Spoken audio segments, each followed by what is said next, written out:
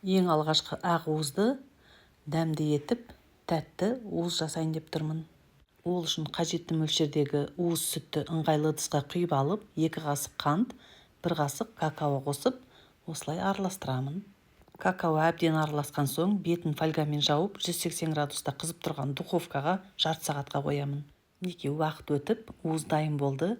Енді басқа ыдысқа аударып, бетіне шоколадтың ұнтағын сеуіп, немерелеріме дәмін татырамын. Әжеға мен уыз деймін. Давай уыз же, қазір мен саған турап берейін. Әже саған шоколады мен жасап қойды.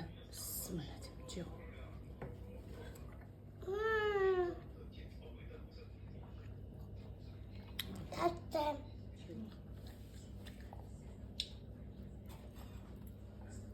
Бисмиллахиррахманиррахим. Ас болсын.